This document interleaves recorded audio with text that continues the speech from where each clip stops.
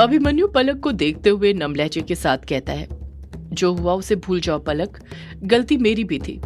पलक ना में अपना सिर हिलाते हुए नम लहजे के साथ ही कहती है, नहीं अभी, इसमें तुम्हारी कोई गलती नहीं है।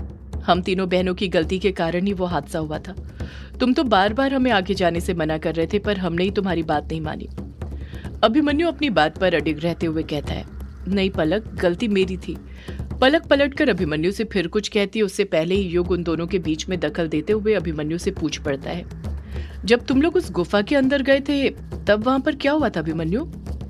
अभिमन्यु युग के सवाल का जवाब देते हुए कहता है, जब हम गुफा के अंदर आगे बढ़े तो हमें ऐसी आवाज आने लग गई जैसे हमें कोई औरत पुकार रही हो। वो बहुत ही डरावनी आवाज थी। उस आवाज को सुनकर दीप्ति और कंचन और फुर्ती के साथ आगे बढ़ने लग गई। उनके अंदर ये जानने की तड़प बढ़ गई थी कि वो आवाज किसकी थी। मैंने तब भी उन दोनों को रोकने की कोशिश की थी, पर वो दोनों रुके ही नहीं, और ना चाहते हुए भी मुझे और पलक को भी उन दोनों के पीछे जाना पड़ा। हम चारों के आगे बढ़ने के साथ ही रोशनी कम होते जा रही थी, और एक वक्त ऐसा आया कि रोशनी पूरी तरह लुप्त ही हो गई। यहाँ तक कि हमारी टॉर्च ने भी काम करना बंद कर दिया था, जैसे किसी ने अपनी जादुई शक्ति से टॉर्च की भी रोशनी को लुप्त कर दिया हो। पूरी गुफा में अंधेरा छा गया था, इतना अंधेरा कि मुझे पलक तक नजर नहीं आ रही थी। अंधेरा देखकर मैं बहुत ज्यादा घबरा गया था। मेरी सांसें फूलने लग गई थी।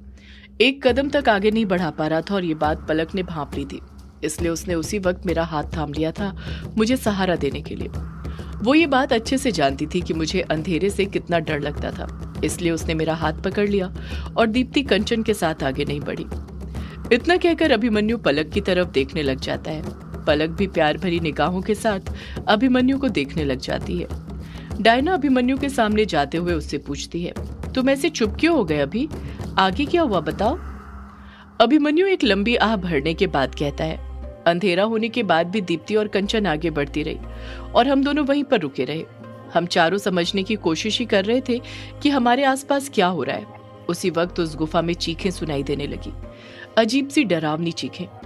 उन चीखों की गूंज इतनी तेज थी कि गुफा हिलने लगी, और देखते ही देखते नुकीले पत्थर गुफा के अंदर गिरने लग गए। एक बड़ा सा नुकीला पत्थर तो सीधे पलक के पैर पर गिरा था, जिस कारण वो वहीं पर बैठकर दर्द से कराहने लग गई थी। उसने मेरा हाथ छोड़ दिया था और अगले ही पल वो बेहोश हो गई। देखते ही देखते अचानक से गुफा के अंदर दीप्ति और कंचन दोनों की दर्द भरी चीखें सुनाई देने लग गई थी। मेरे कुछ समझ नहीं आ रहा था कि मैं क्या करूं। अंधेरा देखकर मैं पहले ही घबरा गया था। वो डरावनी आवाजें मेरे कान में चुभने लग गई थी। मैं बहुत घबरा गया था, और जब मैंने देखा कि गुफा हिलने लगी है और वो किसी भी वक्त गिर सकती है, तो उस वक्त मुझे बस एक ही रास्ता नजर आ रहा था, और वो था वहां से भागना। मैं बस किसी भी तरह अपनी जान बचाना चाहता था, इसलिए मैं वहां से भागने लग गया। मैंने किसी के बारे में नहीं सोचा, ना पलक के बारे में, ना दीप्ति, ना कंचन के बारे में। जैसे मैं गुफा के बाहर निकला, गुफा के अंदर तेजी के साथ पत्थर गिरने लग गए, जिस कारण गुफा बंद हो गई। कछुआ अभिमन्यु को एकटक देखते हुए कहता है, यकीन नहीं होता अभिमन्यु कि तू ऐसा कर सकता है, अपने दोस्तों को मुसीबत में अकेला छोड़ सकता है। अभिमन्यु अतीत में की हुई गलती पर पछताते हुए कहता है, यकीन तो मुझे भी नहीं होता कछुआ कि वो शख्स मैं था जो अपने दोस्तों को अकेला छोड़ाया था, पर क्या करता। उस वक्त बस मुझे अपनी जान प्यारी थी और किसी की नहीं। जब आपके अंदर का डर आप पर हावी होता है तो आपको खुद पता नहीं होता है आप क्या करते हैं, और उस वक्त मुझे भी अंधेरे से बहुत डर लगता था। अंधेरे को देखकर ऐसा लगता था जैसे मैं अपनी मौत को देख रहा हूँ, इसलिए मैं गुफा से भाग आया। जब मैं गुफा से बाहर आ रहा था तो मुझे ऐसा लग रहा था जैसे मैं मौत के मुंह से बाहर आ रहा हूँ। इतना कहकर अभिमन्यु चुप हो जाता है। वहां एकदम से खामोशी छा जाती है। हर किसी की निगाहें अभिमन्यु पर थी। किसी को अभी भी यकीन ही नहीं हो रहा था कि अभिमन्यु ऐसा कर सकता था। वो अभिमन्यु जो सबसे पहले अपने दोस्तों के बारे में सोचता है, कैसे सिर्फ अपने बारे में सोच सकता है? इतना मतलबी वो कैसे हो सकता है? अभिमन्यु नम लहजे के साथ खुद से बोल पड़ता है, मैं उस हादसे को जब भी याद करता हूँ तो मुझे अपने आप पर घिन आने लग जाती है। हर बार यही सोचता हूँ कि ये मैंने क्या किया। मैं इतना कायर कैसे हो सकता हूँ कि अपने दोस्तों को मौत के मुंह में छोड़कर आ सकता हूँ। मैं चाहता तो पलक को उठाकर गुफा से बाहर निकल सकता था, पर मैंने वो भी नहीं किया। बस मैंने अपनी जान बचाने की सोची। मैं सच में बहुत बड़ा मतलबी हूँ। पलक नम लहजे के साथ कहती है, तुम मतलबी नहीं हो अभी। तुमने जो किया सही किया। तुम्हारी जगह अगर मैं भी होती तो यही करती। अभिमन्यु ना में अपना सिर हिलाते हुए कहता है, नहीं पलक, मैंने सही नहीं किया। मुझे तुम्हें वहां से लेकर बाहर निकलना चाहिए था। पलक पलट कर कहती है, अभी अगर तुम मेरे लिए रुकते तो हो सकता है कि तुम्हारा भी वही हाल होता जो दीप्ति दी और कंचन दी का हुआ था। इसलिए मेरी बात मानो, तुमने जो किया सही किया। मुझे तुमसे कोई गिले शिकवे नहीं है। मैं तो खुश हूँ कि तुम सही सलामत उस दिन गुफा से बाहर निकल गए। अभिमन्यु पलक से पलटकर कुछ कहता उससे पहले ही युग फिर अभिमन्यु से पूछ पड़ता है, गुफा से बाहर निकलने के बाद क्या हुआ था अभिमन्यु? अभिमन्यु युग के सवाल का जवाब देते हुए कहता है, जब मैं गुफा से बाहर निकला तो मैंने देखा कि गुफा पूरी तरह ढह चुकी थी। कुछ इस तरह की देखने से समझ ही नहीं आ रहा था कि पहले वहां पर गुफा थी। गुफा पूरी तरह बंद हो चुकी थी, उसके अंदर जाने की जगह ही नहीं बची थी। जब मैंने होश संभाला तो सबसे पहले संस्था में कॉल किया। उनकी टीम शाम तक आई और जब उन्होंने पत्थर हटाने शुरू किए तो गुफा के थोड़े ही अंदर घुसने के बाद वहां पर उन्हें पलक बेहोश पड़ी मिली। पलक को उन्होंने फौरन एम्बुलेंस से हॉस्पिटल भेज दिया। पलक तो मिल गई थी पर दीप्ति और कंचन का कुछ अता पता नहीं था। संस्था वालों ने पूरी गुफा छान ली थी। वो उस गुफा के आखिरी सिरे तक चले गए थे पर उन्हें कंचन और दीप्ति कहीं नहीं मिली। पता नहीं उन दोनों के साथ क्या हुआ। अमोदिता हैरानी के साथ कहती है, पर ऐसा कैसे हो सकता है? दीप्ति और कंचन तो अभिमन्यु तुम्हारे साथ ही गुफा के अंदर गई थी ना, फिर वो मिली कैसे नहीं? एक बार के लिए मान भी लो कि शायद उनके ऊपर कोई बड़ा सा पत्थर गिर गया हो और वो गुफा में ही दब गई हो, पर फिर भी उनकी लाश तो मिलनी ही। इतना कहकर अमोदिता खुद चुप हो जाती है। वो पलक की तरफ देखने लग जाती है। वो जान गई थी कि आगे की बात से पलक के दिल को गहरी ठेस पहुंच सकती थी, इसलिए अपनी बात पूरी किए बगैर ही वो चुप हो जाती है। अभिमन्यु अच्छे से समझ गया था कि अमोदिता इसके आगे क्या बोलने वाली थी, इसलिए वो परेशान होते हुए तुरंत बोल पड़ता है, वही तो मेरे समझ नहीं आ रहा है अमोदिता कि आखिर दीप्ति और कंचन के साथ क्या हुआ। वो गुफा के अंदर से कहाँ चली गई? अगर उन्हें कुछ हो भी गया हो तो कम से कम उनकी बॉडी तो गुफा के अंदर मिलनी ही चाहिए थी ना, पर वो भी हमें नहीं मिली। अभिमन्यु की बातों ने सबको सोचने पर मजबूर कर दिया था। उनमें से किसी के भी समझ में नहीं आ रहा था कि ऐसा कैसे हो सकता था। यामिनी के दिमाग में तो बार बार कंचन का ही नाम आ रहा था। वो यही याद करने में लगी हुई थी कि इससे पहले उसने कंचन का नाम कहाँ पर सुना था। उसके दिमाग में कंचन का नाम अटक सा गया था। यामिनी इस बारे में सोच ही रही थी कि तभी उसे याद आता है कि उसने बस कंचन का नाम सुना नहीं था, बल्कि एक कंचन नाम वाली जादूगरनी से उसका सामना भी हुआ था। वो कंचन जो किसी और की नहीं बल्कि मायाधारी की सेविका थी। यामिनी के दिमाग में कुछ चलने लग जाता है और वो अगले ही पल हड़बड़ाहट के साथ अभिमन्यु से बोल पड़ती है, अभिमन्यु, उस दिन गुफा के अंदर कंचन तुम्हें इसलिए नहीं मिली क्योंकि कंचन मायाधारी के हाथ लग गई थी।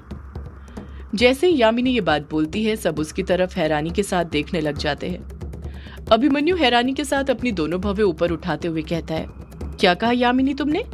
कंचन मायाधारी को मिल गई थी मतलब? यामिनी पलट कर कहती है, जिस कंचन के बारे में तुम बात कर रहे हो और जिस कंचन से मेरा सामना हुआ था, अगर वो दोनों कंचन एक ही हैं, तो उस दिन गुफा के अंदर कंचन मायाधारी को मिल गई थी। अभिमन्यु परेशान होते हुए कहता है, ये तुम क्या बोल रही हो यामिनी, मेरे तो कुछ समझ नहीं आ रहा है। यामिनी अभिमन्यु से कहती है, तुम बस 2 मिनट रुको अभिमन्यु, तुम्हारे अभी सब कुछ समझ में आ जाएगा। इतना कहकर यामिनी अपनी आंखें बंद करती है और अपने दोनों हाथ जोड़ लेती है। किसी के कुछ समझ नहीं आ रहा था कि यामिनी क्या करने वाली थी। आखिर उसके दिमाग में चल क्या रहा था। यामिनी ने अपनी आंखें बंद ही की हुई थी कि देखते ही देखते झरने के पास ढेर सारे जुगनू इकट्ठा होने लग जाते हैं। कायर उन जुगनुओं को देखते हुए डरते हुए कहता है, ये यामिनी जुगनुओं को क्यों बुला रही है? ये यहाँ पर किससे लड़ने वाली है जो इसने जुगनुओं को फिर से बुला लिया? सब खामोश रहते हैं क्योंकि किसी को भी नहीं पता था कि आखिर यामिनी के दिमाग में क्या चल रहा था, वो क्या करने की सोच रही थी। देखते ही देखते वहां पर ढेर सारे जुगनू जमा हो जाते हैं। यामिनी को ऐसा करते देख पलक की आंखें खुली की खुली रह गई थी। वो इतना तो समझ ही गया था कि यामिनी कोई साधारण लड़की नहीं है, बल्कि उसके पास कई शक्तियां हैं, पर वो खामोशी के साथ सब कुछ होते हुए देख रही थी, कुछ बोल नहीं रही थी। देखते ही देखते वो जुगनू आपस में इकट्ठा होकर एक आकृति का रूप लेने लग जाते हैं। ऐसा लग रहा था जैसे यामिनी उन जुगनुओं की मदद से किसी चेहरे की आकृति बना रही हो। वो जुगनू एकदम शिवलिंग के सामने जमा हो रहे थे और किसी लड़की के चेहरे की आकृति में बदल रहे थे। देखते ही देखते जुगनू शिवलिंग के सामने किसी लड़की के चेहरे का आकार लेकर पीली रोशनी में जगमगाने लग जाते हैं। वो सभी जुगनू स्थिर हो जाते हैं, उनमें अब जरा सा भी मूवमेंट नहीं हो रहा था। जैसे वो जुगनू किसी लड़की के चेहरे का आकार लेते हैं, यामिनी अपनी आंखें खोल लेती है। वो उन जुगनुओं के द्वारा बनाए गए लड़की के चेहरे को देखते हुए कहती है, क्या यही वो कंचन है अभिमन्यु जिसकी तुम बात कर रहे हो? अभिमन्यु कुछ कहता उससे पहले ही पलक रोते हुए बोल पड़ती है, हाँ यही मेरी कंचन दीदी है, यही है जो उस दिन लापता हो गई थी। इतना कहकर पलक रोने लग जाती है। उसकी आंखें आंसुओं से भर जाती हैं। जब रजनी और अमोदिता कंचन के चेहरे को देखती हैं तो उन्हें भी कुछ याद आने लग जाता है। रजनी मन में सोचती है, ये तो वही लड़की है जिसे सुदेश और दिलीप अपने साथ हवेली में लेकर आए थे जब वो दोनों माया नगरी से लौटे थे तब। पलक रोते हुए ही नम लहजे के साथ यामिनी से पूछती है, मेरी कंचन दीदी कहाँ पर है यामिनी? वो ठीक तो है ना? यामिनी चुप रहती है, कुछ जवाब नहीं देती है। उसके समझ नहीं आ रहा था कि वो पलक को कैसे बताए कि जिस कंचन के बारे में वो उससे पूछ रही थी उसे वो अपने हाथों से बहुत पहले मार चुकी थी। पलक यामिनी पर दबाव बनाते हुए फिर उससे पूछ पड़ती है, तुम चुप क्यों हो यामिनी? बोलती क्यों नहीं? मेरी कंचन दीदी कहाँ है? अभिमन्यु भी यामिनी पर दबाव बनाते हुए कहता है, हाँ यामिनी जवाब दो, कंचन कहाँ पर है इस वक्त? यामिनी हिम्मत करते हुए नम आंखों के साथ कहती है, कंचन मर चुकी है अभिमन्यु। जैसे ही यामिनी ये बात बोलती है पलक के दिल को इतना गहरा सदमा लगता है कि वो कुछ नहीं बोल पाती, खामोश पड़ जाती है। उसकी आंखों से फिर एक आंसू तक नहीं निकलता है। अभिमन्यु नम लहजे के साथ कहता है, कंचन मर गई पर कैसे? यामिनी अभिमन्यु के सवाल का जवाब देते हुए कहती है, कंचन मरी नहीं अभिमन्यु, उसे मैंने मारा है। यामिनी के मुंह से ये बात सुनकर सभी लोग और ज्यादा शॉक्ड हो जाते हैं। सभी की नजर यामिनी के ऊपर जमी हुई थी।